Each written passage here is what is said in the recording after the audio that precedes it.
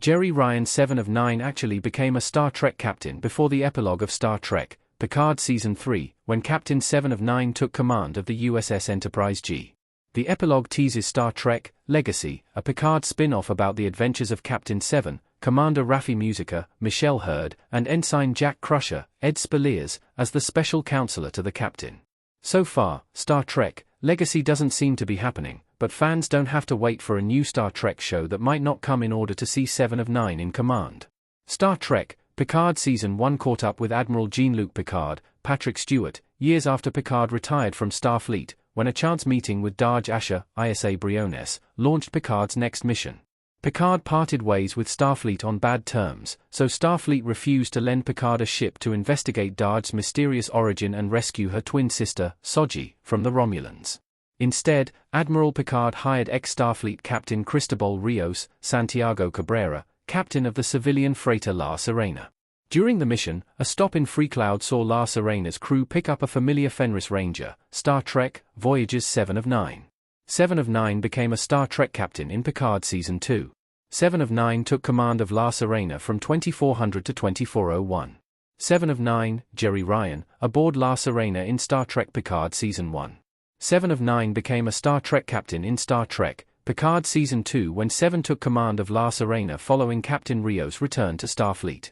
Picard Season 2 premiere, The Stargazer, revealed what Admiral Picard's former crew members have been up to in the year since Picard Season 1.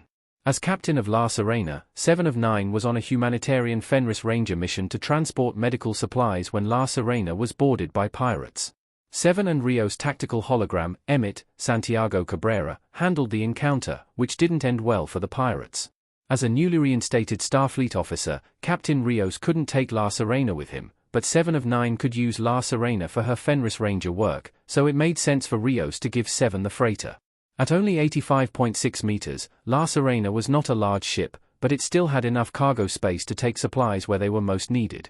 7 of 9 skipped over cosmetic repairs on La Serena in favor of completing missions, much to Rios' dismay, but that just shows how 7 still prioritized efficiency over fixing a few dents.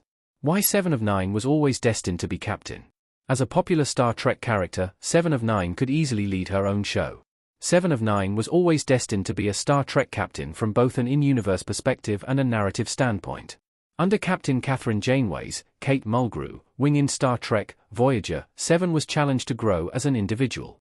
Between the Doctor's, Robert Picardo, lessons and Janeway's guidance, the blueprint for 7's humanity included being a leader. Even in Voyager, 7 showed leadership potential as a mentor to Naomi Wildman, Scarlett Pomus, Icheb, Manu Inti Raimi, and Voyager's Exborg children.